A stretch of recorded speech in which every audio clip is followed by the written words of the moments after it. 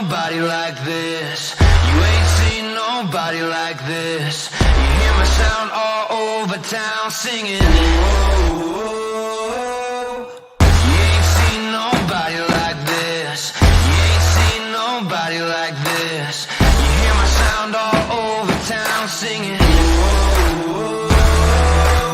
I think there's something in the water. If you wanna take a sip, but be careful what you wish for. The faint of heart can't handle it. Everybody wants a piece of someone else's prize, but it ain't free, it don't come cheap. Only the strongest will survive. You ain't seen nobody like this. Good evening and welcome to San Antonio Soccer Roundtable. My name is Harry. Joining me tonight, as always, Rafa, Mr. High School Soccer here in San Antonio. How are you? What's going on? Where you been? Pretty good. Enjoying my week here back from the road. Just doing some local fairs here in San Antonio. I was at Marshall today, so shout out to them. So, a lot to get to. We've got no Rafa Power 15, but we've got the Region 4 sneak peek at the brackets as of today for Region 4 for all six brackets. For boys, boys and girls, 4A, 5A, and 6A. And then we also got kind of the standings here. Final week for that here. For most, there's a couple that have a couple of games later, which I don't understand, but it is what it is. Come on, UIL. We need to finish before spring break. Well, what I don't understand is there's some leagues that play on the 20th. Yeah. Why put it that late? I don't understand that, but I know spring break, but it is what it is. So let's get to it. You would think they would use maybe that day for maybe like a playoff seeding game. That's understandable for that, but yeah, district game, I think they need to finish earlier. So let's get to it here. Hold on, let me expand my screen here because we're here. So district starting A, just like we normally do, 4A, District 26 boys. Bernie, 21, 3-2, 11-0. Davenport, 7-2-1, 6-2-2 for Fredericksburg. Wimberley. Looking at the final schedules, Bernie's got at Canyon Lake. Davenport's got Fredericksburg and Great Hearts. Fredericksburg's obviously got Davenport and Bandera, and Great Hearts with Wimberley. So it seems like it's kind of set here as far as I guess 2 and 3 are kind of still up in the air, but that gets settled tomorrow if Fredericksburg's able to get the victory, assuming that they handle business against Great Hearts, or probably against Bandera, which you would assume that they would, and obviously Davenport most likely will handle business against Great Hearts. That's really the only thing that's undecided here is Bernie's locked in as district champ, Wembley's locked in as the 4th seed. Your thoughts on this district and kind of your thoughts on who finishes second, who finishes third?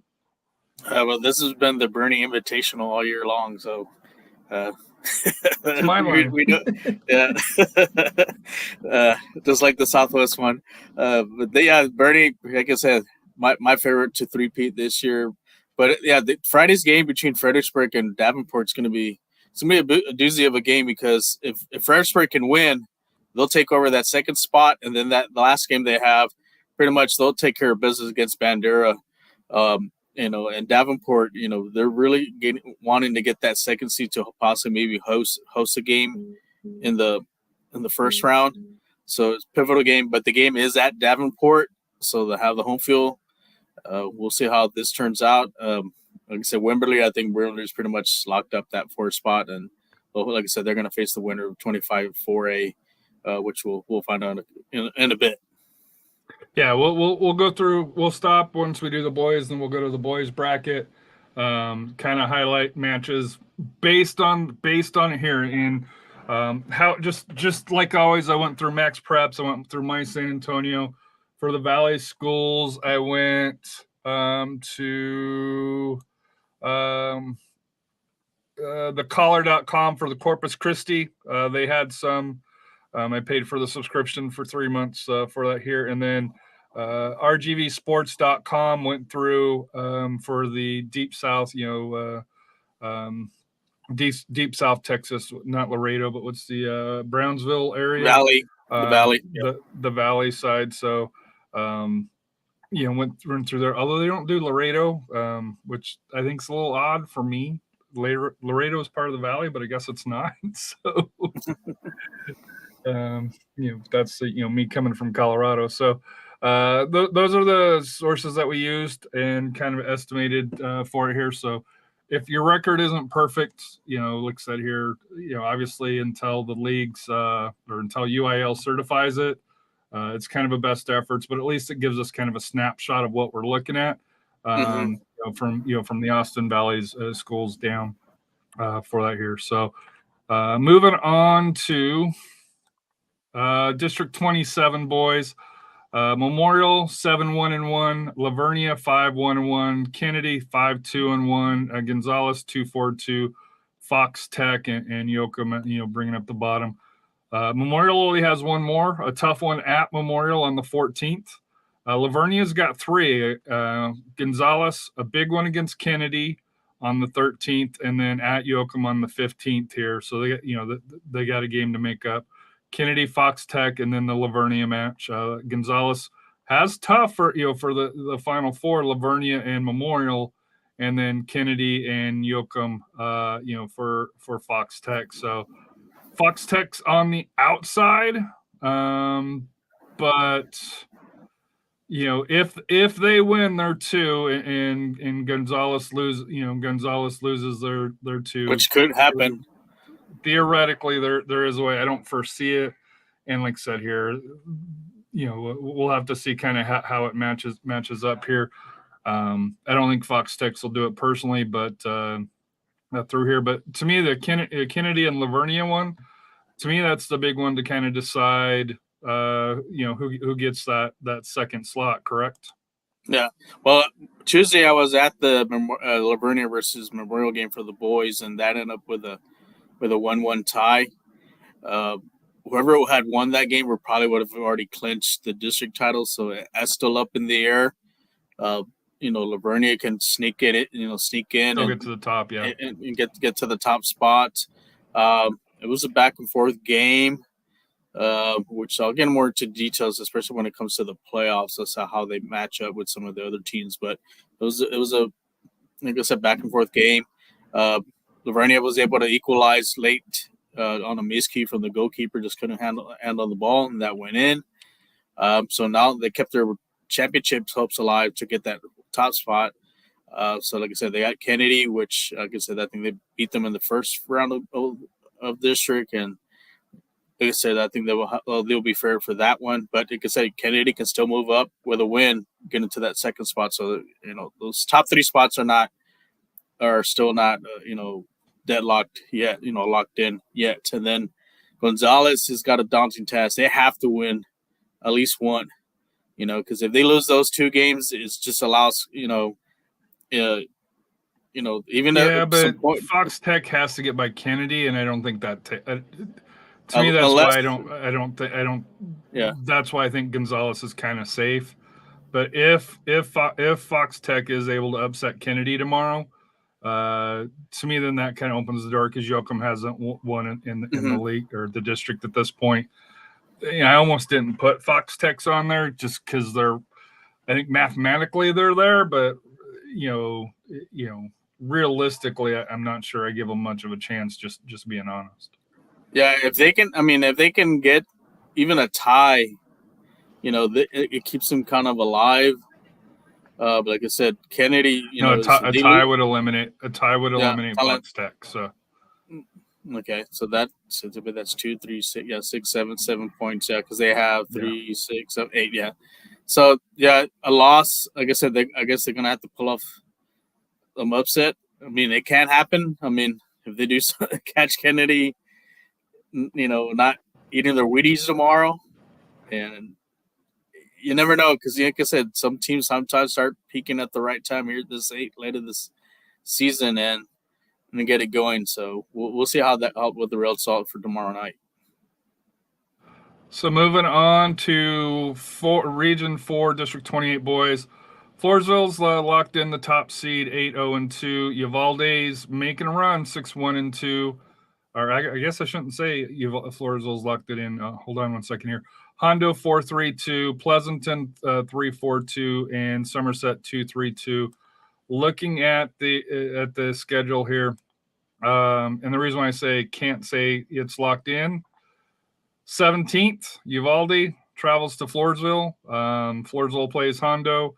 Uvalde plays Pearsall at Floresville and Hondo. So you figure Pearsall and Hondo most likely wins for that, although Hondo is a playoff team. But that Uvalde on the 17th, that Uvalde Floresville match I guess it could be for the title, right? If Uvalde comes in and wins, that would put them. So they got 3 matches. If they win, they'd be 9-1-2. If Floresville goes 1-1, they'd be 9-1-2, and then it would go on to the head-to-head. The head-to-head here. Hold on. And then they would probably go to the goal differential. Let's see here, boys soccer here. Floresville. I want to say Floresville won the first one here. I'm almost positive they did, but let me just make sure. Yeah, Floresville only really like I said, they need a 1 win and a tie. Actually, it was a draw. It was a 0-0 draw. 0-0 draw.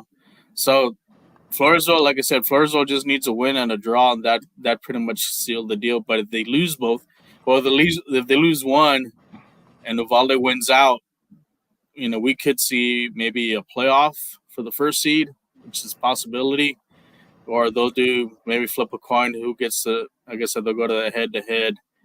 Well, Uvalde would probably win the head-to-head if they do win this game. So, if Uvalde wins out, Uvalde would have the better tiebreaker. Yeah, so they have the tiebreaker. So it's up to Floresville. They control the destiny here. Get a win. And get a tie. And tie that game against Uvalde, and that pretty much sealed the deal for them.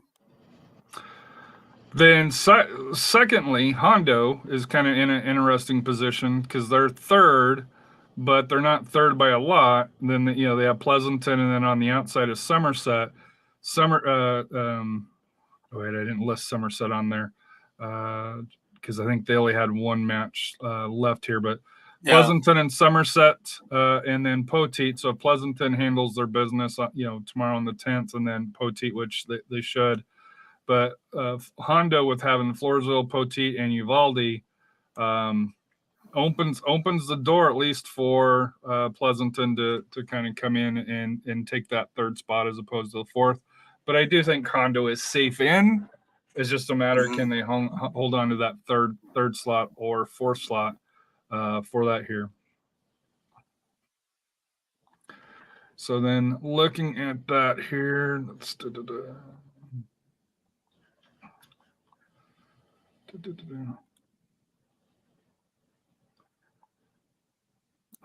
I think that's 5A. Well, looked on the wrong one. I got over here. All right. So based on how things are setting up now, Floresville, since would play against Gonzales, winner of 28 versus 4th place of 27. Austin Achieve and Fredericksburg, San Antonio Memorial and Pleasanton, Como Davenport, Burnett, out of District 25. Kind of looking at the bottom half of the top half of the bracket here: Brownsville Jubilee, West Laco Idea Pike. And this record here, where it's just 7-5, that's the only thing I could substantiate. So take that with a grain of salt. Rockport Fulton versus Vanguard Academy Beethoven. Progresso 11-1. Brownsville Idea Frontier, and then Hidalgo and Beeville, kind of wraps up that first bracket here, top half of the bracket on Region 4. So, anything catches your eye as far as that stands out? I think it's important for Davenport to win tomorrow night, because if you win that game, it sets up. I think they can take care of business with Burnett. I think they can beat the winner between Memorial Pleasanton, and I think they'll end up playing against Fredericksburg again in that quarterfinal. What, Fredericksburg or Floresville? Mm-hmm. Oh, Fredericksburg. I think Fredericksburg plays on a tougher district in Floresville. Since you have Bernie, you got Wimberley. What about Austin and Chief? They're 8-1 in district out of 20. I don't think 25. You remember last year we had a couple teams that had high records. I think the only team that really kind of made dent was Taylor. But I just don't see the Austin Chief going against, against Fredericksburg. But if you look at the bottom, that second round game, which I think is going to be Progresso and Hidalgo, those are the two favorites of the Valley. And one of them is going to get eliminated in the area round. Those are the only two I think that may try to challenge Bernie, later on in the regional tournament. But whoever, like I said, that's going to, it's going to be sad to see one of those two teams go, And what about Brownsville Jubilee? They've got a decent record, 14-1, 13-1 in district. Based on what we have here, they are historically a solid team, right? From the Brownsville area. Well, now with the Jubilee teams, it's kind of it could be hit or miss, because they could be deceiving. It depends who they play. I need to do a little research on who they've played non-district wise. I think that will pretty much tell me. I think that District 32 is not that strong, maybe compared to 26. But if I see Jubilee maybe beat a couple 5A teams or strong 4A teams, and then that might be for real. So we'll see. We'll see what they do later on. Later on in the playoffs. So the bottom half of the bracket, Bernie coasting through the Bernie Invitational against Lago Vista, Lavernia, and Hondo. That's kind of an interesting one around the quote suburb or rural communities around San Antonio. Marble Falls, Wimberley. That's a nice hill country one. Uvalde and San Antonio Kennedy, Vanguard Rembrandt and Ingleside, Alamo Idea, Brownsville Idea Sports Park. London is one that record-wise caught my attention. Idea North Mission and Brownsville Idea Riververse versus Edinburgh Idea Quest. Both similar records, at least from what I could find here. But to me, as coming from a small town, Lavernia, Hondo, you'd love to see the two communities, on the outskirts of the San Antonio area, go out and support it, and Marble Falls and Wimberley up in the hill country. I'm assuming that would be kind of a very interesting matchup as well. Although Wimberley's kind of had a disappointing year, I think, a little bit. Yeah, they might be rebuilding. I think they probably lost some players from last year. But, for them to still be competitive, it just, Marble Falls can't take them lightly. Like I said, there's some 4 seeds that could probably beat you, depending, like I said, with the district you play. And like I said, we don't know how strong District 25 4A is. It could be deceiving. Wimberley, because they're battle tested because of the district playing Bernie, Davenport, and Fredericksburg. They can probably pull off the upset. The one I'm interested in probably on the top is the one I was looking for last year, but because there was an upset, I wanted to see that Bernie Lavernia matchup, and I think that's probably going to be your second round game. And then the bottom team, London's been making some noise the last couple of years. That's going to be an interesting game. They match up with Bernie in the regional semifinal, and they're down in McAllen. But really, there's no, and this is not to disrespect the other 16 teams or 15 teams in the bracket here. Really, there's not somebody that has that pedigree compared to like Progresso or Hidalgo or On the other side, I think they kind of avoid that. Or does London have that pedigree as well? I think they've built a really good program. I know it's one of the newer ones for 4A, but I've heard good things about that team. But are they ready to take that next step to knock off Bernie? I don't think they are. Like I said, Bernie is just at another level. I think like I said, they're my favorite to three-peat. They have a great coaching staff with Coach Strong, great keeper, returning keeper, and like I said, they've played a really tough non-district schedule that has got them ready. Going into these playoffs.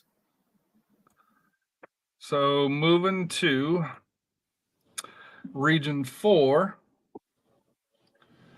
I know it's kind of a repeat here. Bernie Greyhounds, 11-0. Davenport, Wimberley, and Canyon Lake. So the only difference is Fredericksburg out and Canyon Lake's in on this one here, although they're not really out. Bernie only has Canyon Lake. Davenport's got Fredericksburg and Northern Oaks. Wimberley there. Canyon Lake's got Bandera and Bernie. Fredericksburg's not out either. Davenport and Bandera, so it's hard to see. Well, I guess to me the big issue is Canyon Lake and Fredericksburg. Fredericksburg and Davenport, or Canyon Lake and Bernie, and each play Bandera, one on the road through here. But can Fredericksburg get by Davenport is really the question, when Davenport has a lot to play for as well. Yeah, I mean, especially keeping that second seed. Fredericksburg, they have to win well, I'm sure they'll win that game against Bandera. Yeah, they'll win against Bandera, but they have to beat Davenport to at least, sneak in, because, Canyon's probably going to end up splitting their final two games. They'll beat Bandera, but they won't beat Bernie. So, and then even Wimberley's kind of on the tailcoats of Davenport too, because if a Davenport loss to Fredericksburg, it may allow Wimberley to sneak in and get that second seed too. So there's still a lot of play at stake on these final couple games. And then moving to 27, Lavernia, 7-0-2 in district. Kennedy, 6-1-2. Gonzales, 5-1-3, kind of sneaky good. Doing a late run. And then Memorial, Yoakum, and Young Women's leadership for that here. Really kind of looking at it here, I think it's really between Yoakum and because of the draws that they have, and to me, when you're looking at the standings, take it with a grain of salt, just for the fact that I don't know how accurate the reportings of these are, but this is the information that we have to go by for here. But Lavernia gets Gonzales, Kennedy, Yoakum. Kennedy gets Fox Tech, Lavernia. Gonzales gets Lavernia, Young Women's, and Memorial. And Memorial gets Young Women's and Gonzales. And Yoakum I put on there to, because technically, just to see Gonzales, Fox Tech, and Kennedy. But through here, Lavernia and Kennedy on the 13th. That's your battle for first place right there. Yeah, but don't count out Gonzales on that game versus Lavernia. They could throw a monkey wrench. Oh, that's true. Because I know Coach Cano had mentioned seeing them play at that Wimberley tournament, and he had a lot of good things to say about them, and they really, could sneak up on some people, and this is their time, maybe, to maybe win out, and that could skyrocket them to that second seed. But if Lavernia can, possibly even first. Because if they could win their three, they'd be 8-1-3. If Lavernia loses, and if they lost to Kennedy, it opens it up, and then Kennedy, if they would have to win, so it would be close, but and tiebreakers and stuff. But to me, they have an outside shot, depending on how other results fall to make the run. But getting to second is probably a little bit easier than making the jump for the two. Yeah, and so Gonzales has got a lot to play for, but the game's at Lavernia. Lavernia's tough at home. I think Lavernia wins that game. and then they knock off Kennedy. That pretty much seals the deal for the district title. Kennedy, like I said, winnable game against Fox Tech.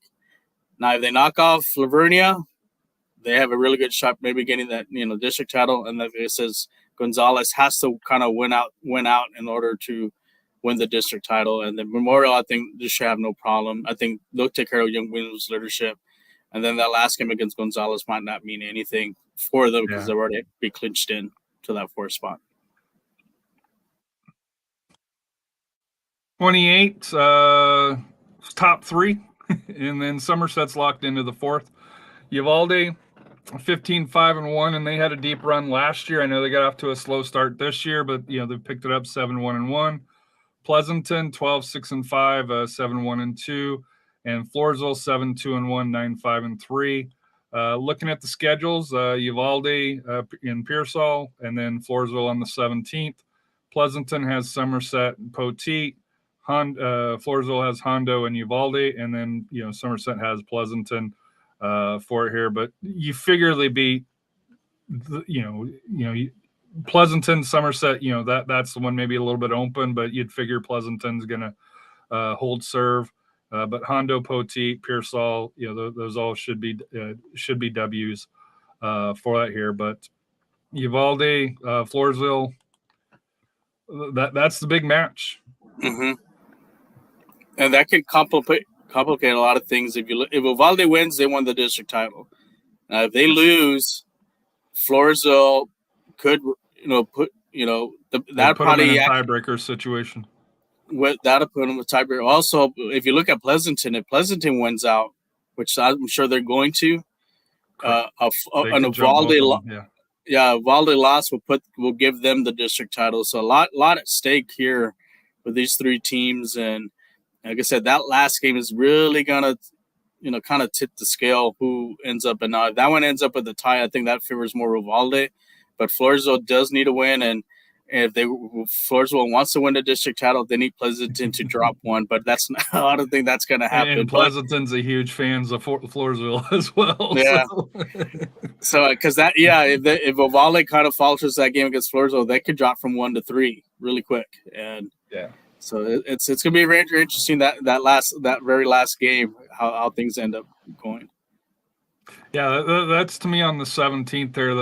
That's a very attractive match there at Uvalde. Like I said here, it'll be interesting to kind of see how that sets up for that here. So let's go back here and then put this one up. All right, so Region 4 at the top, Uvalde versus San Antonio Memorial. Marble Falls versus Wimberley. Lavernia, Somerset, assuming they finish 4th. They will finish 4th, pardon me. Davenport versus Lago Vista. Brownsville, Idea Riverview versus Edinburgh, Idea.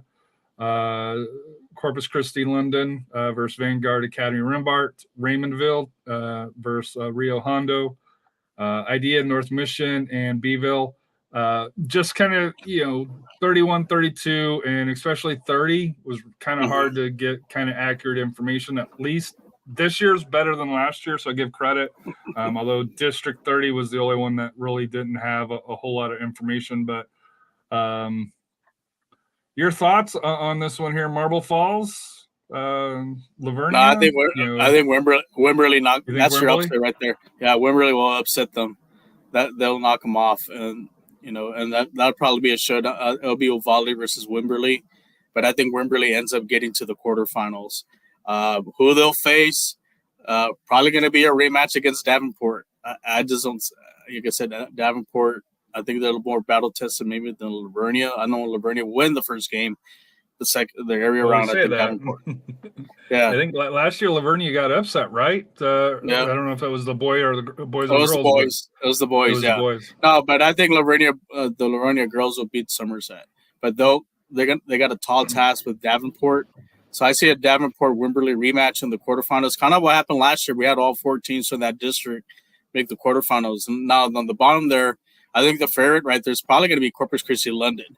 I think they're the more battle-tested team from out of that area, and I could see them getting into the quarterfinal as well. what about Raymondville? And I know it's kind of subjective, but a 12-1 record's nothing to They sneeze could at, for District they 31. they could surprise some teams, but I think London might have a little bit more than Raymondville.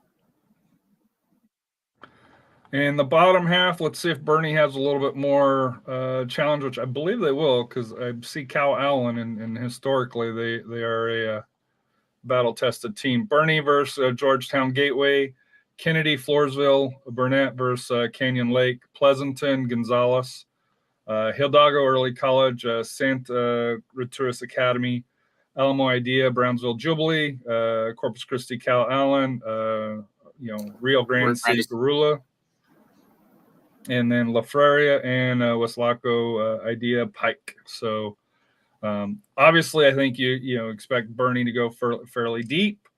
But any surprises down here from the valley that could challenge? Well, the one game I'm going to have my eye on, and it's with Bernie. This is going to be probably a great matchup. Bernie versus Burnett. That's going to be a really good game. Sorry, I missed Burnett. that one. Yeah, Burnett's been the Burnett girls, the Lady Bulldogs. They've had a great season. They got some good talent. Can they take that next step and knock off, like I said, the defending Region 4 champions? That's going to be a very good game. I hope that game's here in San Antonio.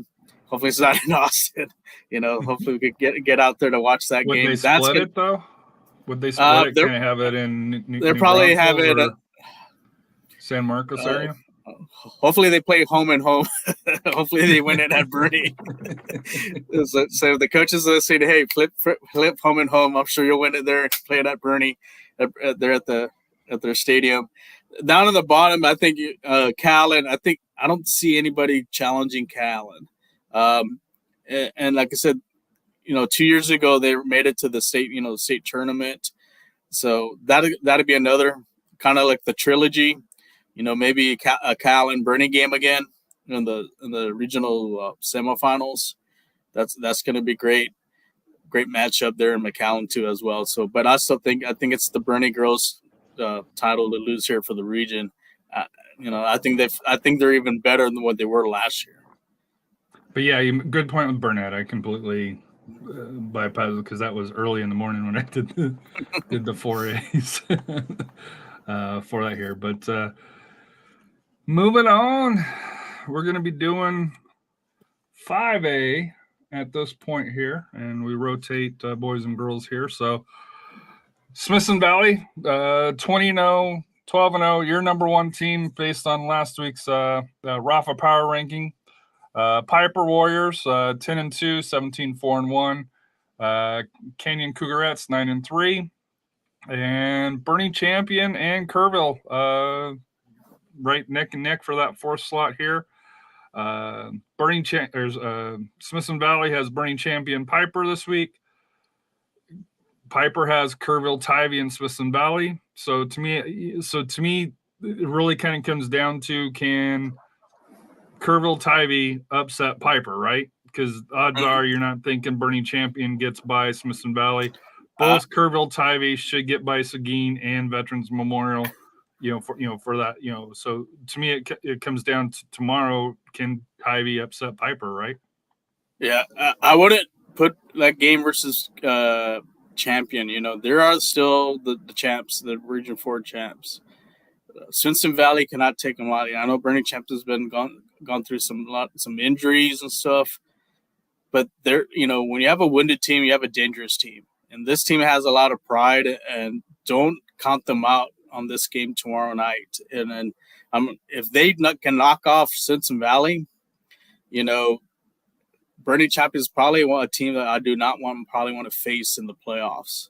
I think there's one of those 4 seeds that can probably knock off a number 1. And like I said, they did that to Dripping Springs last year. Mm-hmm. Sure as heck they can do it again this year. So Smithson Valley, and if they can win this game, I think pretty much clinches the district title for them. But if they lose, now it makes it interesting, because if Piper can get a win against Tivy, that sets up a pretty much a district title game, a showdown with the Rangers at their field. And I know they had a little letdown against. Yeah, that's true. Yeah, with the Canyon Cougarettes, and that's another dangerous team. You probably don't want to face. They're picking at the right time too. Like I said, I think any of these 4 teams, in this district, you're probably going to be walking on eggshells in the first round of the playoffs because they're quality teams. Even though Bernie, like I said, Champions Ben had a down year, I still think they're dangerous. And well, you actually bring up a great point in this. Canyon on paper at Seguin at Wagner should be they're 2 of the lower leagues, and so you figure if you give them 2 W's, that puts them at 11-3. Piper, if they do get by Kerrville Tivy, playing Smithson Valley at the end, and I'd have to go see the tiebreakers between Piper and Canyon, but technically that could open up a spot for Canyon to move up to number 2 through there, because you figure they got the 2 bottom teams along here. Dave mentioned Smithson Valley is class for girls 26-5A, but he also really likes that Piper team as well. Yeah, Piper does have, like I said, as far as the tiebreaker between Canyon and Piper, actually Canyon has it because of goal differential. Oh, so if Piper splits, Canyon wins out. Canyon ends up getting that 2 seed, and Piper will get that 3 seed. Well, Canyon, barring something unforeseen, playing Wagner and Seguin, you assuming that they stay focused, you figure you're putting 2 wins on them for there, because as far as for competition wise, those are 2 games that they would be heavily favored. If there was, if we're putting some chips down on high school soccer. But Piper happened to play Smithson Valley. Now it is it is at Piper. For their here at I think you guys have nicknamed it the Coliseum, right? So I believe is what I've heard you give. Piper didn't play. Like I said, I think the experience from Smithson Valley got the win for them at Smithson Valley against Piper. But I think they'll learn from that game, and I think it'll be a more tighter game at the Coliseum.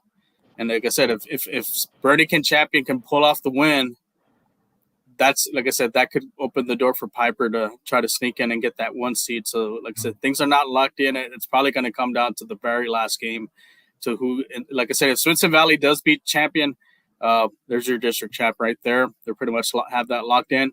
Now, do Smithson Valley play their players against Piper, kind of rest them up? That's a possibility, but I think them knowing that if Smithson Valley wins against Bernie Champion, they're locked in. Yeah, so they're locked in. Yeah, they won the title along those lines here. So, and 27, the Alamo Heights to me the Alamo Heights Invitational, even though it's not the runaway I think people thought. 17-0-3, 14-0 in district. Jefferson 13-2, 16-5. MacArthur 9-3, Edison 9-5 for that here, and then Highlands, Burbank, Sam Houston, Breckenridge. So this one, the top four is set. This one, the schedule's kind of funny. I couldn't find any matches for Jefferson or Edison. Alamo Heights and MacArthur play, and then Alamo Heights plays Breckenridge and Highlands. So, and looking at the schedule, that they are short games here. So. My San Antonio and Max Preps did not have matches for them, so I thought that was kind of odd. Some games on that. Let me see here really quick. That's for the girls, right? Yeah. For SAISD, Edison finishes off with. It's not made public yet. I know they had they don't have it. Edison usually plays Jefferson in the last game. That's kind of like the rivalry game there. And that one, let me see, because I know they do have a master schedule here for the district.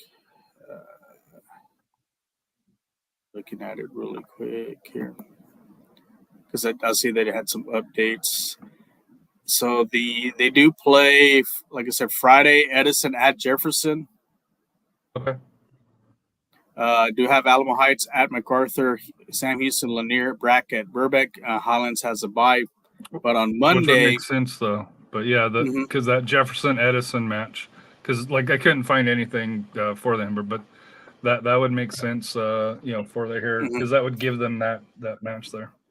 And then Monday we have Highlands at MacArthur, Lanier at Edison. So Edison does have 2 games with Jeff and 2 Lanier. games. And then Alamo Heights has Brackenridge.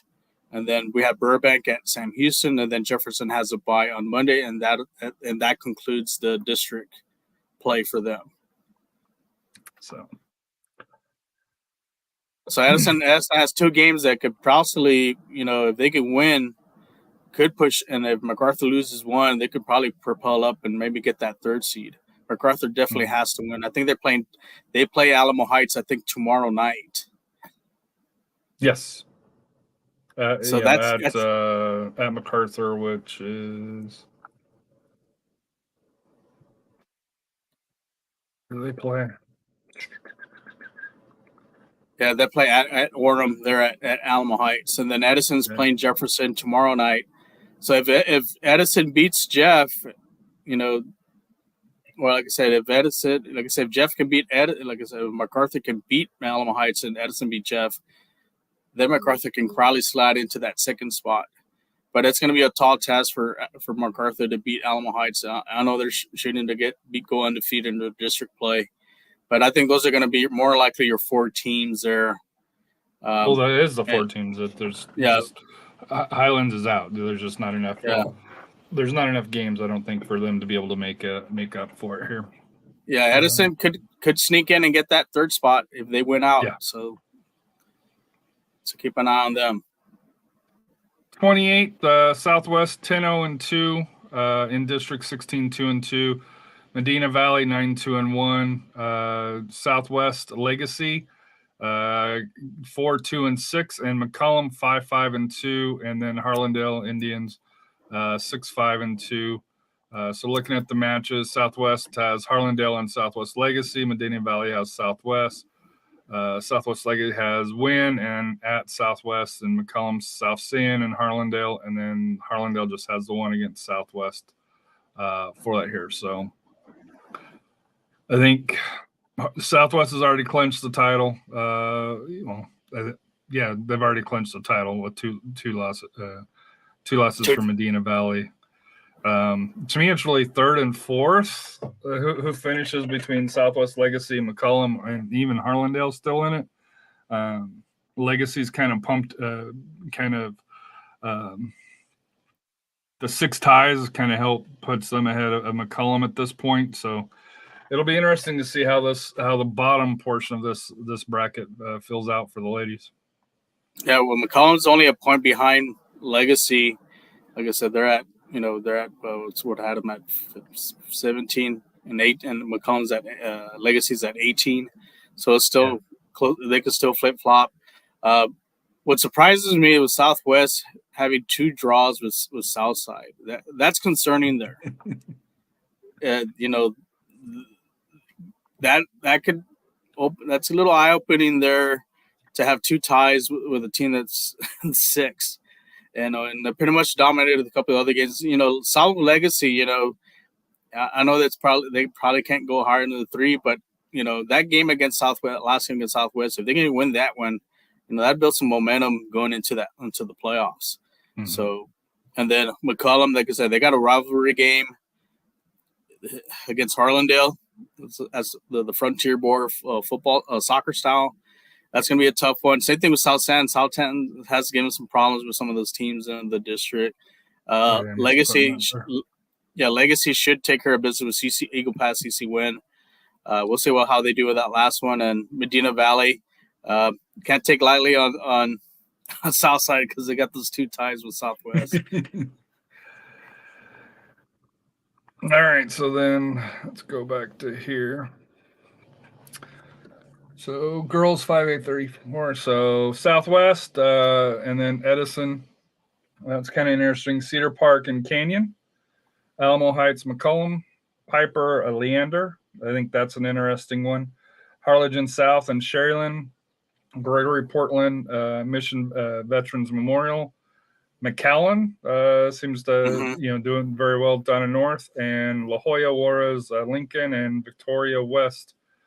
So to me, this bracket has a lot of interesting matchups that I'll be interested to not only get your take tonight, but more importantly, when on the 22nd, when we have Steve and Coach Kano join us for the bracketology. It'll be interesting to see how these brackets shake out here on the 5A here, because I think these are a little bit more known teams than the idea prep schools. Yeah, this is probably like murderer's row here on this side of the bracket.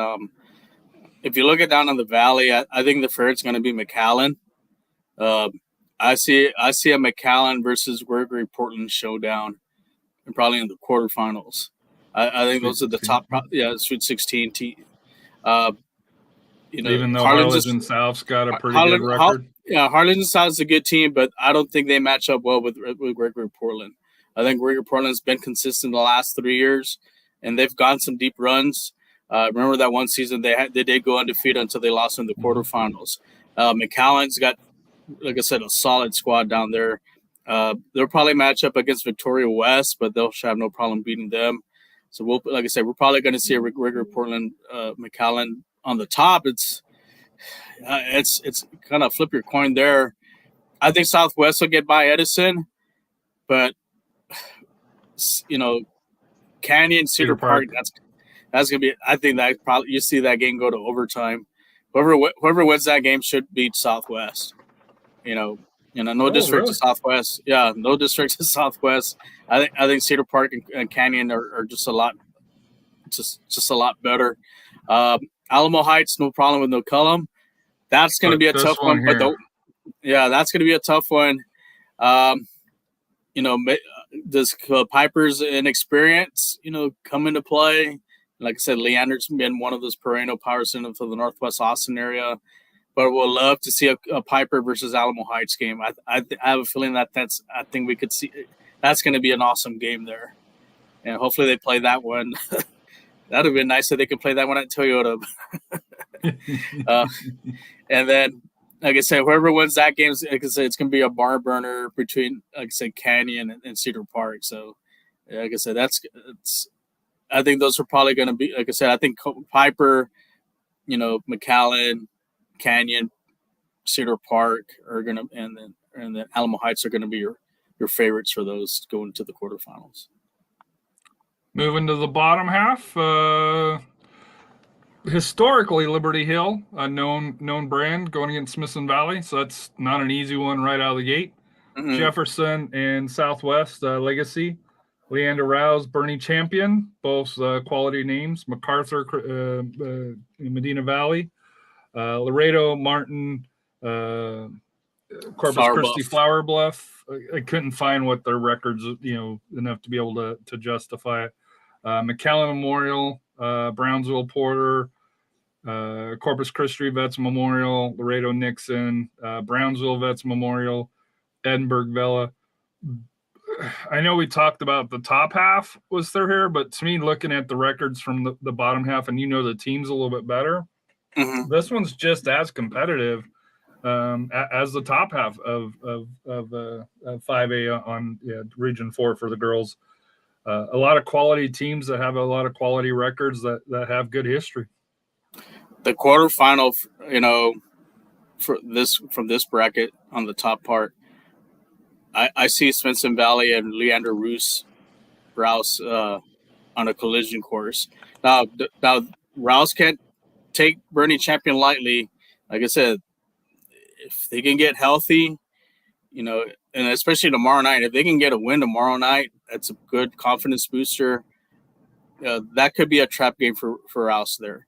But like I said, I do see maybe, like I said, if they do go by them, I'll see how Simpson Valley. That's going to be a great game between Simpson Valley and Leander Rouse. On the bottom half, I'm going to probably end up seeing Flower Bluff versus Corpus Christi Redlands Memorial. I think that'll be your other quarterfinal game. Flower Bluff will have a little challenge from McAllen Memorial, but that's probably going to be your other quarterfinal right there. So let me ask you kind of a question on the mentality mm-hmm. here, because, and like I said, this is on paper. it seems like Smithson Valley has a tougher first round match than they would in the second round, right? Because I think they'd be heavily favored over Jefferson or Legacy. Same with either Burning Champion or Rouse over MacArthur or Medina Valley. Correct. Just does that kind of change things where maybe the second match becomes, kind of a trap game possibly, where you're looking at them and you're not seeing them as big, as big of competition, along those lines, or does that make sense? Yeah, but I just don't see that. Like I said, Liberty Hill is going to give Smithson Valley a game. Liberty Hill had a run last year. I think they're probably, probably graduation hit them this year. Like I said, that District 25 of 5A is a tough district. You could say you have Cedar Park, Roos, Liberty, and Leander. So they're playing quality teams in that district. It's like I said, it's not a give me a game for Smithson Valley. It'll be a good one, but I think they'll still pull it out because of what they've, dropping down from 6A to 5A. I think that's helped out, like I said, as far as the competition level. So the Smithson Valley's battle tested, and I think last year they should have made a better run, but I think this year they'll redeem themselves, for this year. So moving over to the boys' side, unfortunately, last week was a rough week for the Warriors. Lost both matches. Smithson Valley 10-2, first place. Burning Champion 9-1-2. So technically not in first place, but right there. Canyon Cougar 7-4-1, and Kerrville Tivy through here. Tomorrow, Burning Champion and Smithson Valley for the title, right? I think it comes down that simple. Piper plays Kerrville Tivy and Smithson Valley to wrap up, so not an easy stretch down. Canyon, once again, Seguin and Wagner, so on paper should have it in Kerrville Tivy. Has a winnable last match, but against Piper through there. So, technically speaking, well, actually, I don't know if they could fall all the way out of the playoffs, but they could. Piper could go from the number 1 last week to number 4 seed. I don't think that they can fall all the way out of the playoffs if Kerrville Tivy won, but the end of the year is going to be tough, and for Smithson Valley, what a tough way to end the season as well, as Dave mentions here, that the last 2 games are tough. So much can change in this district. I think here's a scenario right here. I think if Smithson Valley can knock off Burning Champion, that would give them 2 losses, or really the 2 losses. Piper still mathematically could get the top spot if they went out, but that game tomorrow night's going to be the one that kind of changes a lot of things. Or if Burning Champion does win, they probably much will clinch the district title. They just squeeze. Burning barely. Champion wins, they'll clinch. Yeah, they'll clinch barely. But if they lose, that could complicate some things, especially on that 2nd seed. So I know Piper's probably rooting on Burning Champion to win, and then if they can take care of business again at Smithson Valley, they can leapfrog them and get into that, to that 2nd spot. So it's like I said, a lot of these games are really coming down to the wire. The way they schedule them is kind of interesting. That there's a couple gimme games, but there's some that are still meaningful.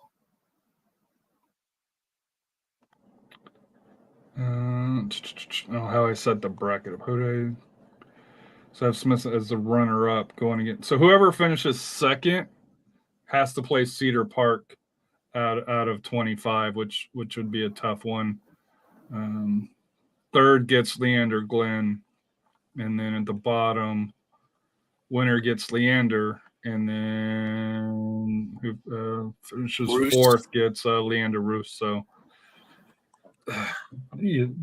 this one's going to be tough, no matter how it shakes out. If I'm Leander Roos, I do not want to play Canyon, and I don't want to go to overtime. I don't want to go to penalty kicks, because Nico Sellers will win the game for them. Dave mentioned You nobody know, I wants to said no play one wants to play Roos, but yeah, but Roos doesn't want to play against a quality goalkeeper of Nico Sellers, and Nico's been And turning it up. And congratulations, he just congratulations to signed him, with to he TLU. just signed Yeah. with yeah. I saw that this week. So that's so that's not going to be a gimme game, you know, with them. Like I said, if Canyon stays at fourth, I think that'll be a tough one. But if they can keep it close and they go to penalty kicks, I think Canyon could pull off the upset. I think Canyon moves up. I think Canyon realistically can move up to third almost comfortably with their 2 wins, because Piper doesn't have an easy schedule with Tybee and then wrapping up at Smithson Valley.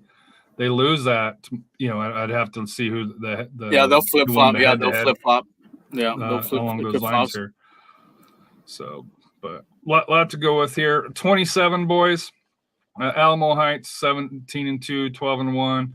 Edison 11-3. MacArthur 12-4. And then it's between Bracken and Jefferson 9-5, 9-6 for it here. And like I said here, unfortunately for 27, they didn't have it. I think you found some some schedules here where MacArthur and Breckenridge, and it's probably the same with the girls. You know, where they do flip here. So Jefferson does have games on here, even though it wasn't listed publicly. You know, for me here. So yeah, your Friday thoughts will have, on, like I said, Edison at Edison and Jefferson. So that's a key game there. You know, playoff implications there for especially for Jeff if they want to leapfrog Breckenridge. Because Breckenridge has Alamo Heights, so if they could win, you know, kind of sets that up here. But yeah, Breckenridge has Burbank tomorrow, so that they'll probably beat Burbank. So it may come down to the very last game. You know, like I said, Jeff has to beat Edison, and then Brack actually is playing with Alamo Heights on Monday. So it's all you know, pretty much like I said, if Jeff can win tomorrow and Brack loses the last 2, then Jeff gets that 4th spot. But that's a big if. Yeah. 28 Southwest, 19-1, 12-0. Eagle Pass win, moving up, 8-3-1. Harlandale slid down to third now, 8-3-1, and Southwest Legacy and Medina Valley battling out for that 4th slot here. Harlandale off to that great start. I think they've lost 3 out of the last 4, if memory serves me correct along those lines. Eagle Pass win, you know, on a roll for that here. Southwest has Harlandale, Southwest Legacy. Win plays Southwest Legacy, Medina Valley. Southwest and McCollum, which we were thinking this rematch here was going to be a big one, but it's a big one, but in a different way than what we thought. Yeah. You know, for Harlandale for that here. And then, you know, this is the Rafa question. You know, are they going to be tested? You know, yeah. Oh yes, for 3 years. Oh yes. When we get to the brackets, just wait and see, Dave. I mean, what can you say about CC win? You know, they had a big win versus Harlandale this week. You know, they've kind of surged. 2-1. They might be a little dangerous team in that first round game, so you know, don't take them lightly. Harlandale, I think for them, they need to win a couple games to kind of regain that confidence. And I said, I don't think they're going to get it with Southwest, but against McCollum, you know, that is a rivalry. Yeah, that's a rivalry game. That should be a good test. You know, good for them. Legacy, they had a squeaker with Southwest. You know, they barely lost 1-0, and I'm sure, you know, if Harlandale loses, you know, if Legacy can get a couple, you know, I think if they can get a couple wins, you know, maybe we get that up, finally get that, knock off that streak, that district win streak.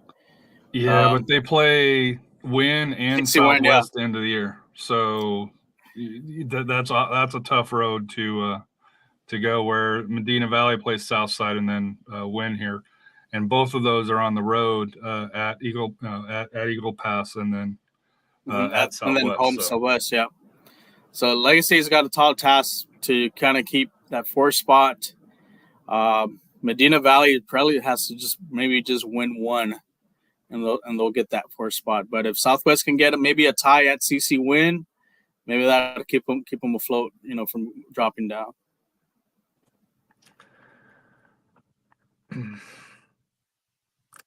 So speaking of that bracket for 5A, 3-4, Southwest gets Brackenridge, then Leander Glen, Piper, Alamo Heights, Southwest Legacy, Smithson Valley, Cedar Park. It's a lot of loaded names just in that section. Brownsville Porter. Was it PSJA? I think that's how they go. Memorial. Yeah. Corpus Christi Vets, Laredo Martin, Valley View, Brownsville Pace, Laredo Nixon, and Ray, Corpus Christi Ray. So, but that top 8,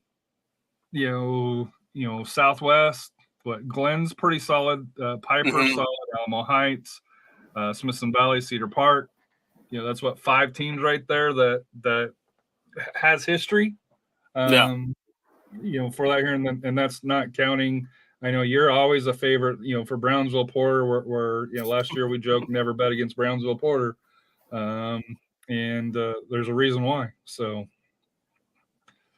and Valley View, I think that's the other one for Brownsville, right? Is the Valley View Brownsville Porter match? Yeah. Well, we'll see how Valley View plays, because the last time I was up playing, they were playing a bunch of kickball. So I just don't know how Porter and a couple of other teams lost to them, but. Southwest, I think they'll take care of Brackenridge. Piper and Glen, that's a toss-up. I mean, that's going to be a toss-up game. But that's going to be a tough test for Southwest. Whether it's Glen or Piper, it's going to be a tough test for them. And last year, they got knocked off by Georgetown, in PK. So, it's going to be, if they can get by that, they're still going to have another tough test. I think Alamo Heights will take care of business against Legacy. But then you have another toss-up game. Don't let that record fool you over Cedar Park, because they played lead earlier in the Alamo Heights tournament and gave them a game. That's going to be a tough one for Swinson Valley. Hoping maybe a Swinson Valley Alamo Heights game would be great, and then maybe the matchup we probably want to see is the Alamo Heights versus Southwest in the quarterfinals. And then, we have Porter. I think it's going to end up being Porter versus Veterans Memorial. And then in the quarterfinal, more likely it's going to be Valley View versus Porter, but I think Porter is going to knock them off. So we may see a Porter, Alamo Heights, or maybe Southwest regional semifinal. And then Dave's hoping to see a Piper Southwest match, which would be a good one.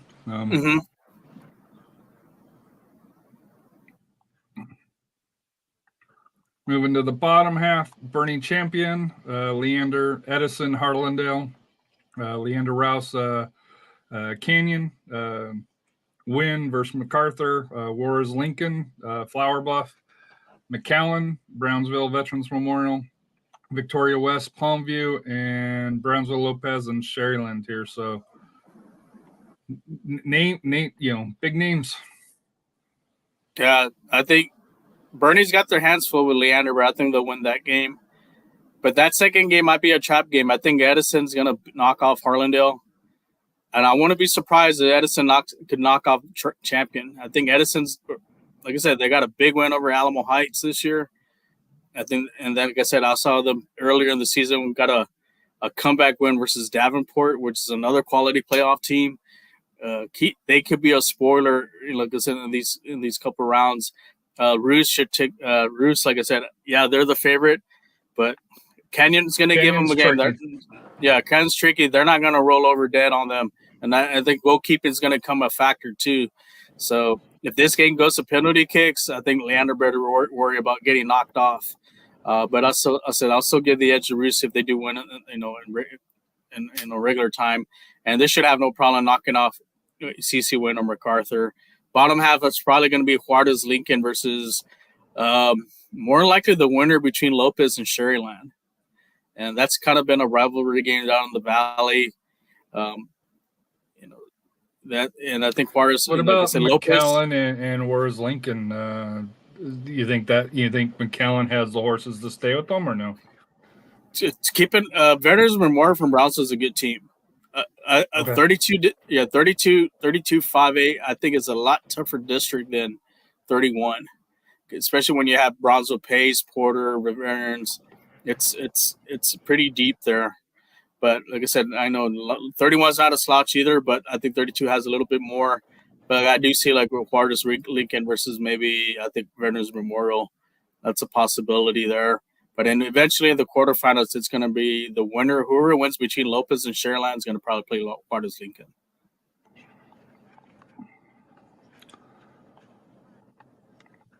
So moving to the big schools, 6A. So 27 Clemens 6-0-3, and New Braunfels 5-1-3. So district's not clinched yet, but the top two seeds have been clinched. Steele locked into third, and then Judson, San Marcos, East Central.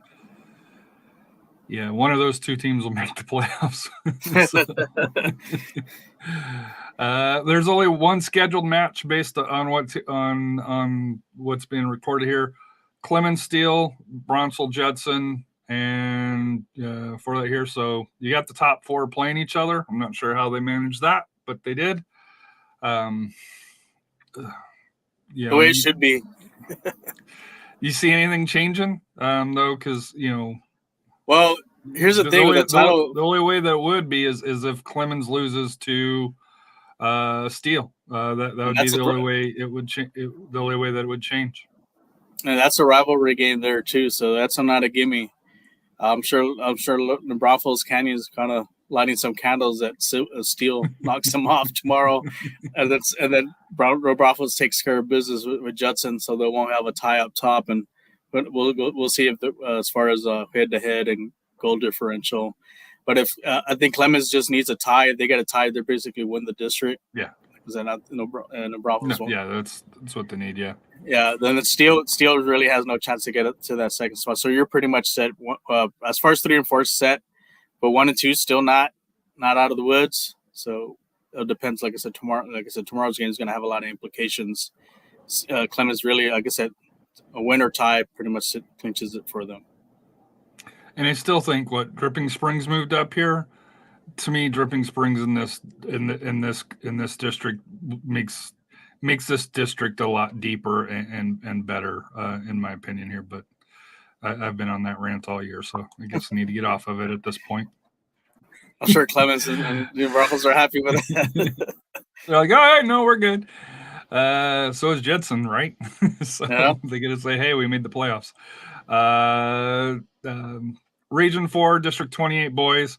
Lee 11-0-3, Reagan 11-1-2, Johnson 10-2-2, Brandeis 10-3-1, and then the rest of the field. Lee, Johnson, again, then Churchill, Roosevelt gets Reagan gets Brandeis, but the Lee Johnson's really the big one here. Brandeis and Reagan on the second half. So, your thoughts?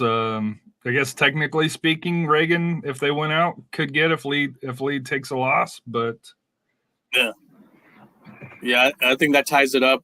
I think, but like I said, no, Lee they'd have it outright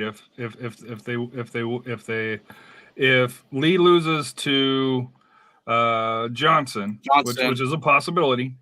Yeah, that'll go to 11-1-2, and then if they beat Churchill, they'll be 12-1-2.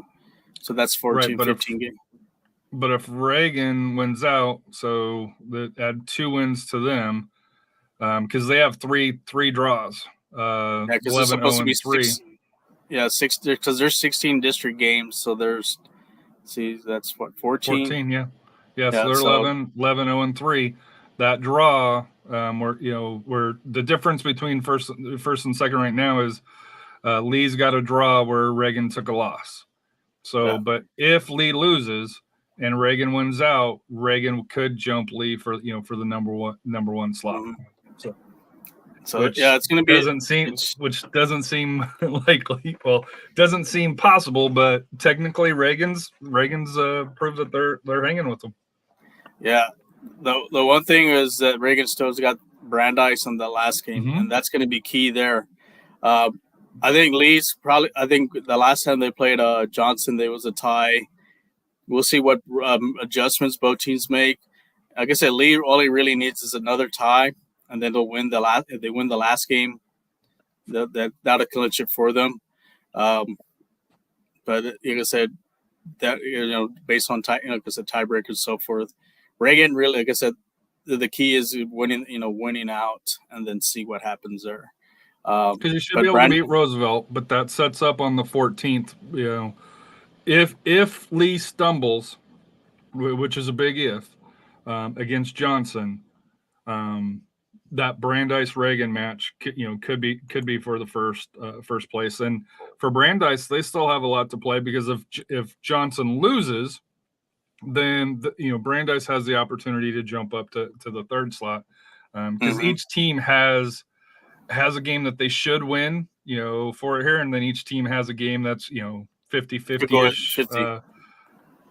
They could go either way. So top four is settled, yes, but where the top four finishes, still anybody's games. And I know we talk about Reagan going for number one, but if Reagan loses and Johnson wins out, then Johnson wins the district title, can move up. Yeah, I don't know if I guess they could win they could possibly, because if they win, because that's 6 points there, 12-2-2. Yeah, 12-2-2, and because they'll have, let's say they went out, they'll have 10 times 3, that's 30. They have 32 points. If they went out, they'll have 38. Because right now Lee has 30. Was it 33? 36. They have 36. So that it's mathematically it's possible. Lee would have to lose out, and then tie Churchill. Which Churchill's, they're not the worst team in the league. They've been competitive, but so it'll be interesting. The only one that's I think mathematically out is Brandeis as far as the district title. Brandeis is out. Yeah. But as far as second place, they're still in contention. I mean, if they get to the 6 points, you're looking at, let's say, 33, 30, 31. So they can get up to 37, which is a possibility that they can leapfrog there. So, and now for 27-6A, pick your poison who you want to play in the first round, because these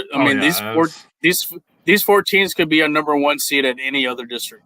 Bottom line, if they're in District 29 or even knock off on Harlan, like I said, that these four teams or 26, any of those four teams could be a number one seed. 25 seems kind of solid as well.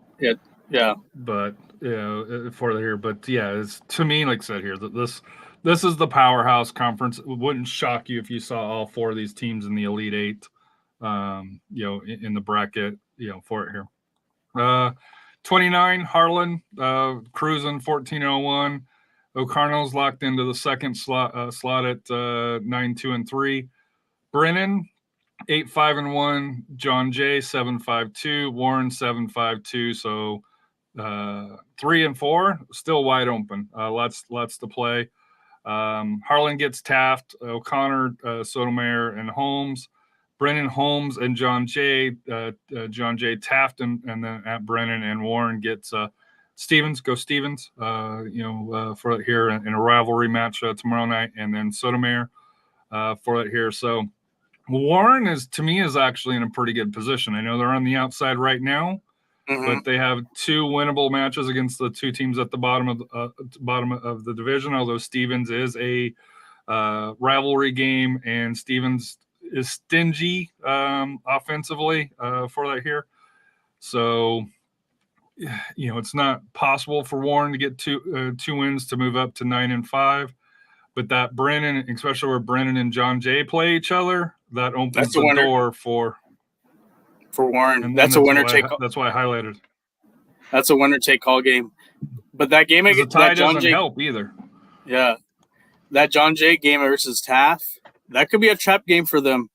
Mhm. they've Well, that's a kind of got rivalry game too, as well, right? Yeah, and that could be a trap game for them. And if they get a tie on that one, that could hurt them, and that forces them to have to beat Brennan to get into that last spot. So it's going to come down to, like I said, whoever wins that Brennan John Jay game is going to eliminate one for the playoffs.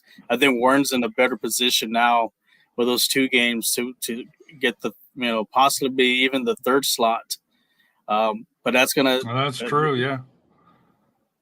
So they can go up to 9-5-2, and Brennan, like I I said, think the even if they bracket's off somewhere because Brennan should have another. They should have another game though, right? mm-hmm. Let me go to the NISD site here. I didn't. Yeah, because they should have a total of 16 games. So everyone should have like maybe 2 games left, maybe except for one that has maybe a bye.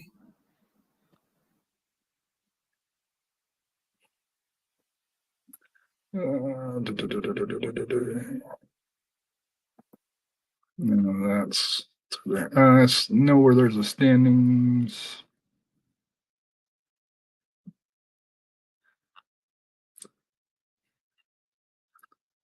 State champs. Where did I see? I know I've seen it.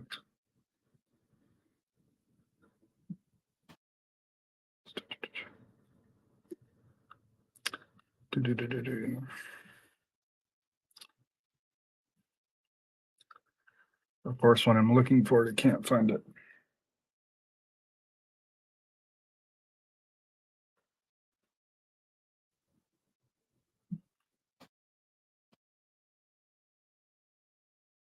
Oh, here we go. District standings, soccer, boys. So according to here, Warren 7-5-2, Brennan 7-5-1. According to the thing here. And who is the other one? John Jay. They have 6-4. Well, I don't know how accurate this is. 6-4-2. Mm-hmm. So that's 14. Yeah, so even that's not. So yeah, we'll have to see how they certify it. Yeah. So -A, Max Preps, and NISD can't match up. So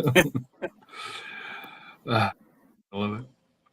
But no, to me, like I said here, it's Warren's in the spot to be able to claim it here, and then Brennan and John Jay, yeah, for that here, which then moves us to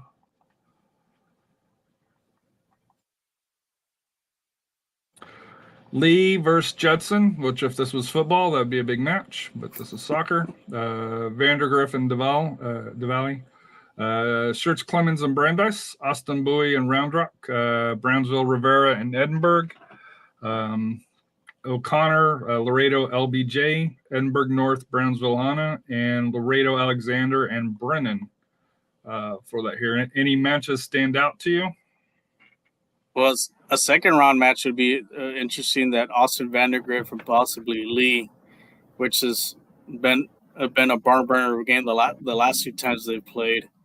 That should be a classic. And then I think Clemens. So I think there's your number 4 seed that knocks off a number 1 right there. But then you have to play Austin Bowie, which also could possibly like Travis too, because they play tomorrow night. So they play in the winner take all tomorrow. So yeah, I sent that too. Yeah. So we could see a Lee versus Bowie. That'd be a great quarterfinal matchup. But then on the bottom half, you got that Brownsville Rivera team. Keep an eye on them. They could. I think they'll play O'Connor. I think O'Connor will probably remember from last year's game. LBJ is a good team, but they're not as strong this year. I think Brownsville. I think Brownsville Hannah will knocks off Edinburgh North. That's another upset there. Oh, this one. Yeah, and then Alexander would win that one. You think they get by Brennan? Yeah, they've been in the regional quarterfinal the last 2 years. Even though they had it took. One thing is Alexander did. They played a lot of tough teams this past year. David, this yeah, Davis Bowie. and Austin Bowie is really good with lots of seniors this year. Yeah, so we'll see how what happens tomorrow with that game, because that could kind of tip the balance about something there. We could end up having to leave Travis a rematch, but I think end up in the regional semifinals, we probably end up seeing Bronzo Rivera versus Lee, which is going to be a great game. So either way, this top half or Lee and either whether it's Bowie or Lake Travis, that's going to be in the Sweet 16 round. That's going to be a hell of a match. Bottom half, Lake Travis, Round Rock Stony Point, New Braunfels, Johnson, Round Rock Westwood, Austin Westlake, Reagan Steele. Another, if it was football, be outstanding. Del Rio Warren. For here, I predicted Warren into the top four, so I did a little bit of predicting here. Edinburgh, Indomitus, and Harlingen, Harlan, Laredo United South, Los Fresnos, and Mission. And like I said here, 31, 30, and 32. 32 actually had pretty decent records, but 31 and 30 still kind of shaky. So, you probably know the teams a little bit better, but as far as the history here, whether it's Bowie or Lake Travis, it's hard, it's hard seeing them losing early, right? Yeah. I think that one, Lake Travis should take care of Stony Point. Stony Point will give them a game, but I think Lake Travis will pull it off. But the game between New Braunfels and Johnson, that's going to be a good one. But I'll give the edge that one to Johnson. I think this is just in the tougher district. Westwood and Westlake, I'm going to give that one to Westwood. Westlake's been sputtering this year. A couple losses against Dale Valley, which is a shocker there. But Reagan should take care of Steele. You didn't have to say anything. Yeah. And I know you pick against Del Rio every year, but every year they always seem to beat the Northside School. So it's because they do mistakes. Last year O'Connor should have won that game. Just bonehead mistakes, that should have done. And although they've always played it here, if they win it, it should be in Del Rio though, right? Unless they flip the coin. But okay. This year, like I said, Del Rio should win that game. So they'll be for that game. They should win that one. Now the second game, I think Economides is going to win that one. They'll beat Harlingen. That'll be a tough test for Del Rio there. That one game probably be played in Laredo. Harlan should take care of United South. That's no problem there. And then they'll match up with Los Fresnos. That could be the game. That could derail Harlan's return to the regional tournament. Los Fresnos is a good team. Los Fresnos actually beat Southwest here at Southwest. So that depending where that game is, more likely it'll be, if they do a neutral side, that game's probably going to be in Corpus. And you know how the wind over there at the cabin is it could come factor in. I think whoever wins that game is probably going to be the winner, beat the team above them. But eventually they're going to end up facing, more likely, I think, the winner between Reagan and Lake Travis. I remember last year, and I'm not saying it's easy, but last year it stacked up where Harlan, had kind of a cakewalk, going deep. This year it seems like it's set up a little bit more difficult with, Los Fresnos, assuming this is how it works out. And even Del Rio, do you give Del Rio any chance, or Edinburgh, Indomitus any chance against Harlan? No. I think Harlan's above. Del Rio's a good team. I know their players. I've seen them play. But as far as the level, they don't match up with Harlan. I'll give Harlan a little bit of edge, as far as that. Plus, they have better coaching, too, as well. Because he's been there. Coach Altiano's been, spot on the last few years, especially on the district play. And then going deep into the playoffs, he knows his stuff, and I think he'll give him the edge, for those games. But it's going to be tough. That game against Los Fresnos, I think it's going to be a tough one. That can go either way. I think if they jump on them early, I think they'll take care of Los Fresnos. But if Los Fresnos gets a lead, it's going to be tough for them. So moving to the ladies, 6A, 27 New Braunfels, the Lady Unicorns 8-0-1, Steel 5-2-2, San Marcos 4-3-2, East Central 3-5. I was kind of a little bit surprised by that. Clemens 2-6. So this one's still kind of open with one match to play. New Braunfels, Judson, Steel, Clemens, San Marcos, East Central, and Shirts get Steel. So I think the top two, well, I guess technically, yeah, the top two is probably pretty much set through here. I guess San Marcos If San Marcos wins, San Marcos wins and Steel loses, they will be tied. Depending on the tiebreaker, we'll find out who gets the second seed.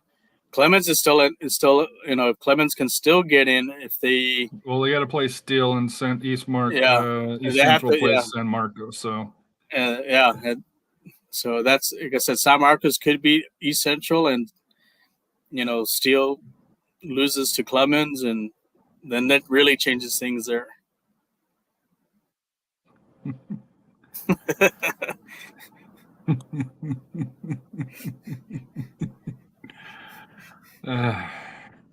That can go for a lot of people there, Robert. So District 28 on the ladies. I find this one interesting for the bottom. Johnson, Reagan, still undecided, 12-1-1. Reagan, 12-2. Brandeis, 8-3-3. Lee, got to be injuries or just poor performance. We kind of seen what possibly is going on, 9-5.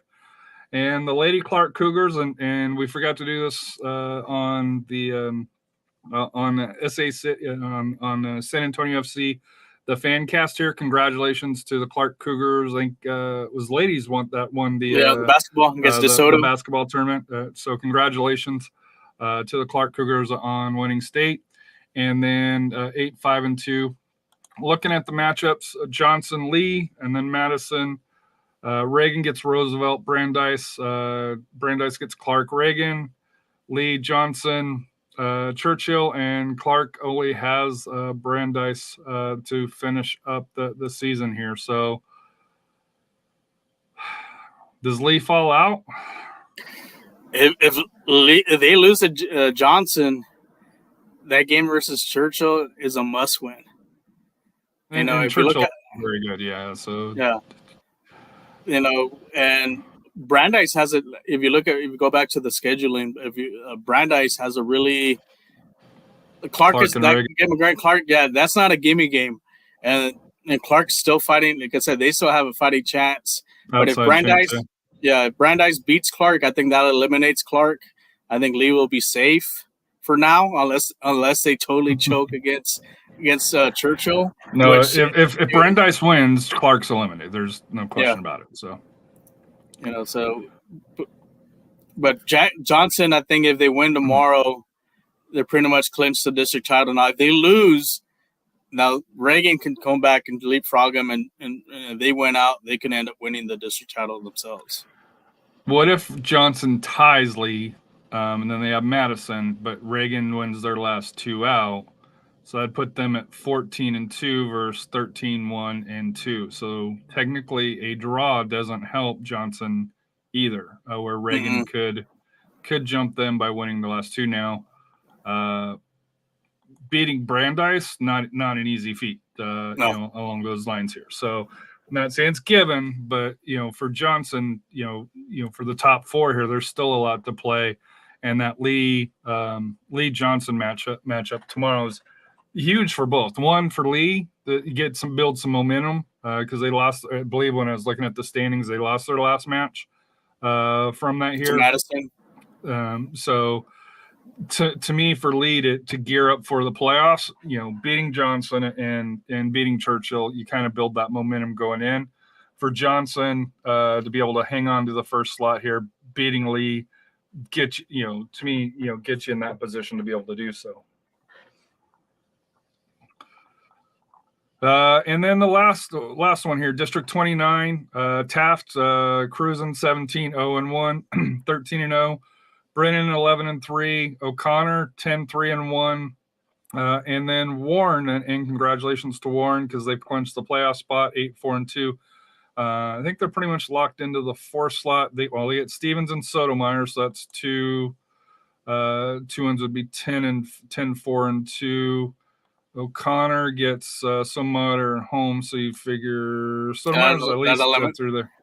Yeah, that'll eliminate them because I'll have them 7 losses there. So, well, they're already eliminated because yeah. they can't get past through their here. So based on the records here, Brennan's locked into Brennan's not locked into the 2nd slot. Brennan gets Holmes and John Jay. Taft John Jay and Harlan, but Dave asked nothing. It's Taft's years. Who do you like better, Johnson or Taft? I think Taft. I mean, I've seen them both. Taft is a very physical team. They will bully you, and they have great goalkeeping as well too. I think they learned a lot from last year's. They've had some good runs the last 2 years, but this year they've pieced it together. And the scary part of it, they're still a young team, and so we're not going to see them go away for a while, anytime soon. So I think they're going to be probably the favorites, going through that, through the Laredo Valley brackets. But if you look at once we look at it, we could possibly see maybe a Taft O'Connor rematch, or which we'll take a look at. But also, no, at least no. Okay, because if there was a switch on the game, if one of them loses the points, but like I said, also congratulations to Taft because, like I said, they already clinched the district title. I think they did it last Tuesday night. But if you look at the brackets here, I think Johnson should take care of business with East Central. Vandergrift Anderson, New Braunfels Lee, Lake Travis, Round Rock Westwood, Harlingen Mission, Brennan, Laredo LBJ, Enberg, Endometus, and Brownsville Rivera, Del Rio, and O'Connor for that here if O'Connor finishes 3rd. And for 31, I couldn't find any records to be able to even piece together through here. So they went with kind of piece it together, but nothing that I'd be willing to publicly state what the records are. So, and that was going through the RGV Sports along those lines. Just the difference between that and Max Preps was just too much to, kind of make that leap for here. So, but the Battle of Austin here, do you give either one of these teams a chance against Johnson, assuming that Johnson gets by East Central? I think with Vandergrift, you've seen what they've done the last couple years. Remember when they knocked off Reagan at Comalander, but then Reagan got some revenge last year. So that, like I said, we'll see how that's going to be a tough game. I think Johnson has enough. I think they pulled it together. Like I said, they did play South Lake Carroll, and they played them shorthanded, so they've been battle tested. So that's going to be a great matchup between them. I think Johnson can win that game. New Braunfels, I think they'll take care of. I think Lee's just. I don't know what happened to Lee. Yes, Steve said Lee's in a free fall. So because I was like, oh, that's interesting. New Braunfels for winning gets to face Lee, which if you'd asked us earlier in the year, that I think most people would have favored Lee. But I think with injuries or whatever, momentum. Although if they win if they beat Johnson I think they play Johnson if my memory serves incorrect. If they get the W, that might change things. Yeah. But then, you look down there, you have Lake Travis there. Lake Travis, yeah. Lake Travis, like I said, I think we may end up seeing maybe a rematch from last year. There was an upset that Johnson knocked off Lake Travis last year in the 2nd round, so we could see them in that 3rd 16. round in Sweet 16 there. Down in the Valley, I think Harlingen should win that game. But that's going to be a great matchup with Brennan. Brennan should take her. I think Brennan Harlingen is going to be a good game, but I think Brennan just has a little too much.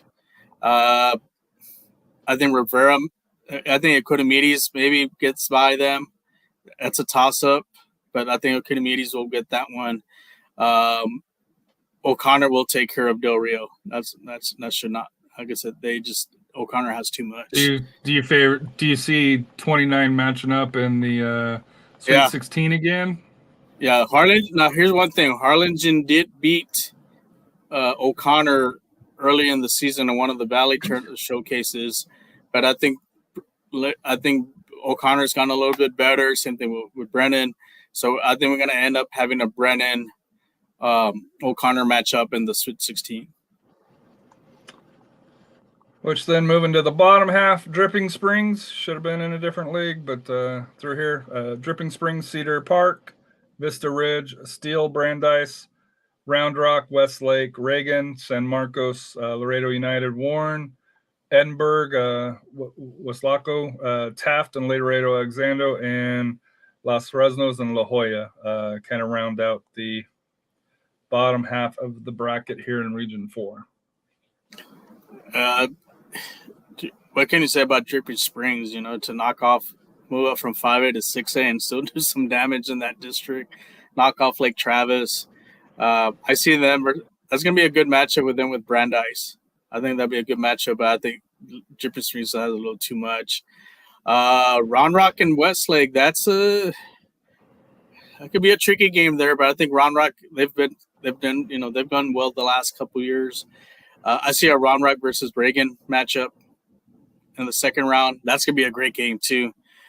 This set of 4 right here is name schools. So that's gonna be tough right there. Out of those 4 schools, you do have to give the edge to Dripping Springs. Dripping Springs, yeah. And then the bottom half, I think your first upset's going to be Warren knocks off Laredo United. I did see United play against Lee earlier in the year, and Lee just shredded them. I think Warren will do the same. Edinburgh and Weslaco, that's a toss-up there. That might go to Edinburgh. But I think Warren's going to go cruise by there those first 2 games. Taft should not have a problem with Alexander. That's going to be a good game there. That Taft Los Fresnos game. I did get to see Los Fresnos play Steele, and that's if you go on our Facebook page, you can actually see that game. I know Steele was shorthanded. It was a 0-0 game, but Los Fresnos, what I saw, they did have some talent. They touched the ball well. They had a really stingy defense, and I saw there's one player that the right back. She really stood out. She made some great saves as far as defending. That's gonna be a tough game for them, but I think eventually Taft will win that one, and I think we see Taft versus Warren in the quarterfinals. And I know we cover a lot of teams, but hasn't Taft kind of, and I hate saying struggle because they've only drawn one, but drawn when teams park the bus a little bit, where you got that defensive team that where I'm not saying it gives them trouble, but it slows them down. Where it slows it down. It slows down their attack, I guess is what I'm trying to say for that here. Is that something that you could see that could benefit Los Fresnos? I don't think they can do that with Taft, because one thing with Taft, they're going to pound you. If you want to park the bus, go right ahead, but we're going to pound you. They're number 34 for Taft. For that. She really sets the tone for that team, and she's very physical. She's their enforcer. And if comparing what I've seen with Taft play currently to what Los Fresnos is in trouble as far as physicality. Taft is going to overpower them. And the one thing also, like I said, Taft has a goalkeeper too. So you want to play park the bus, go ahead, because we got a goalkeeper that's going to, can win us, in PKs. But it's interesting enough, we could see a Dripping Springs versus Taft regional semifinal, which is that'll be a great game as well. Yeah, Alexis Salinas, thank you. Well, congratulations to her. Southwestern. Mm-hmm. Congratulations to her. So that's a little taste of the bracketology, which will be happening on the 22nd. I might try to see if I can expand it a little bit more with the other brackets for that next show because with spring break, I'll be off a little bit, so I may have some times to kind of delve into the brackets on the other side. Hala Madrid. I don't know any high schools in Texas that are Madrid. And I think, didn't they lose last week? No, they tied. No, they tied. Yeah, they play on Tuesday versus. I thought they lost to Barcelona. Oh yeah, that was just one. That was an own goal. We gave them that goal. We'll get that one back. Own goal like Austin FC did against what was the team? The team from Haiti. and they lose 3-0 too. I'm like, in a game played at the Dominican Republic and the CONCACAF. You got to give it to CONCACAF Champions League. You know, they had the upset. You had the dog on the pitch, with the ball, and then the meme of him like, "Yep, I got away with it." Along those lines here. Coach Cano's inside episode of Inside Texas High School Soccer, and my final state rankings. Rankings. We'll get the final state rankings, and also we'll have the final, hopefully, the San Antonio rankings too. Coach is going to have Eric Bell of TCU Soccer on next Thursday at 7:00 Central Time. So we might try to do our show a little bit later next week for that, so that way we don't, eat up both audiences here for that here, and that way maybe Coach can hop on and discuss, kind of warm up and see what his practice strategy. Maybe see if Steve can hop. Well, Steve has practice, so he might not be able to do, but pop up and see through there. So Dave's got a prediction here. Johnson Lee tomorrow. Is he talking boys or girls? But I think the boys. Which one you got? Well, I'll do the girls. I think the girls. Matches. Yeah, the girls. Johnson. The girls for the Johnson will win that game. The boys. That's gonna be a tight one. But I think, you learn a lot from the first game. I think Lee has a lot riding on this. I think they pull a squeaker. I think they get like a 1-0 win, maybe 2-0. It's gonna be 1-0. 2-0 or maybe 2-1, but it's gonna be another draw. Game. Did you see another draw again? Well, yeah, that's a possibility too, and I think for Johnson, 0-0, right? Last time, yeah. Although 0-0. Both of them had opportunities. I think you mentioned Johnson had a couple off the post post. Where probably should have had gone a goal along those lines here. I think for Johnson, they have to win this game if they're going to try to even mathematically still be, a chance to win the district title. I'm sure. I'm hoping. I know Reagan's probably hoping, hey, please win, so we can try to get back that, get into the top spot. But I think Lee pulls this one off. It'll be a tight one, but I think it's maybe like a 1-0 game. So Coach Cano says he's might be a live coverage match from the 915 tomorrow. Any live matches from you or Steve tomorrow? Well, for me, I'll be I know Steve's going to be at the Clark Brandeis game. I'm going to hold on that. Find out tomorrow because I have a game. It is a rivalry game. It should be a fun one. I do know I have to go pick up my STF stuff, my stuff season from ticket stuff. Yep. Season ticket stuff for Saturday. We're ready for Saturday. That should be fun. And I will say, I know this isn't the San Antonio Fancast podcast show, San Antonio FC podcast show. If you want tickets, better get them because they are going fast. Opening match. SAFC teased a banner that's already bigger than NYC's banner that will be released at Toyota Field tomorrow. If you're an Austin FC fan, come on down. You can see a banner. There's nothing at Q2, and there won't be anything at Q2 for a long time based on this year's performance. Just keep away from our center backs, please. Like I said here, you guys, your center backs are having a whole lot of problems. But I'm excited because, and I'll get, Matt will kill me. What's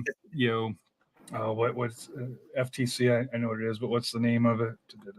Familia Tradición en Cultura de San Antonio. Yeah, FTC de San Antonio. San Antonio. Yeah, for family, family tradition and culture of San Antonio. For my version here, I know they're planning on having a tailgate. The Crocketeers planning to have a tailgate, and I think 210 Alliance is planning on having a tailgate, or all combined. I'm not sure. Matt could probably tell you, or reach out to Crocketeers. At FTC D San Antonio. Or reach out to Matt, directly for that here. As far as for the tailgating events, I believe they kick off 4:00 tomorrow, or Saturday. Pardon me. On Saturday, gates open probably 6:30 6:00. Probably 6:30 is historically, but with the big crowd, sometimes they'll open them up at 6. A lot of high school action this weekend for that here. Spring break. Any thoughts of going the 14th next Tuesday? And any thoughts on going and doing a match next Tuesday, or is that still to be determined on results and Rafa schedule? That's to be determined. Well, I did see some games that were like at 10, 12 o'clock early on, so probably not. Possibly St. Patty's. Look at the times, yeah. Yeah, there might be a St. Patty's Day game. We don't know, or maybe the 20th game. One of those March 20th games. We'll see. We'll figure it out. But for sure, I'll be live tomorrow. I'll send a little teasers out. But it is a rivalry game. It's gonna be a good one. It's some of it's at stake for a district title. But you'll see the posts up there on Twitter and also on Facebook. And then also plans on I know Coach Connell just put any plans for February, Wednesday, March 12th, 22. I think we do. I think we have something called our tradition out, the live bracketology. We'll see what we break the record. We're getting an earlier start. I don't know how to feel about that. Because, usually it's, start at 6, end at 1, 2 o'clock in the morning. I believe we're planning to start around 12, 1 o'clock, probably somewhere in that neighborhood. So it'll be on during the day. So, if you have YouTube, through there, or Twitter, or Twitch. And I might say, so like I said, it'll be where you can see us here. Still trying to work out the final kinks. I know we're going to do kind of a trial run next Friday evening. Go over to Steve's. We're all going to be in one central location. So it'll be kind of a live shot for that here. So it'll be interesting.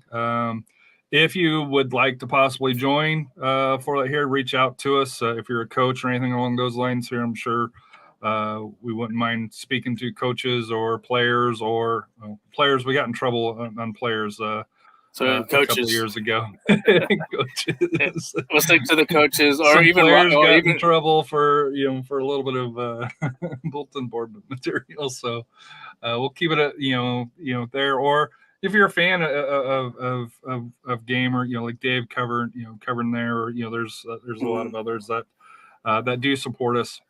If we're going to be live, please let us know, and we can definitely probably reach out and talk to you for a couple of minutes, and especially if you want to weigh in on a certain bracket for here of your choosing, whether it's in San Antonio, or we'll be doing Region 1, Region 2, Region 3 will also be included. So Rafa, Steve, and Coach Cano got a lot of homework to do. I've got a lot of prep work to do, which I'm not sure which is easiest. So especially those state races, there's still some teams still. We may not. I know for sure we're not going to see no 24-0 games. I guarantee you that. Well, maybe in the first round, but after that, probably not. So, any final thoughts? Thank you to Matt, Coach, Dave, Amber, Mr. Robert Phelan, and Dave. That was a great conversation that you had throughout here, and great insight. And thank you for all the coverage that you do on social media, covering the games and stuff through here. So, Rafa, got a little taste of the bracketology, kind of warmed up a little bit. So, little preseason action for you. And any final thoughts that you have? No, just looking forward for this weekend. Like I said, those brackets not etched in stone. Like I said, there are a lot of Not key etched games. in stone. No, there's a lot of key games tomorrow that could change all of that. And the records, like I said, that's what Max Preps and My San Antonio Post for that here. So take it for what it is.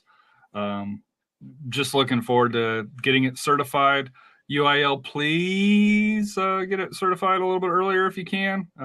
Hopefully there's no playoffs like last year, but especially District 31, 4A, and 32, 4A.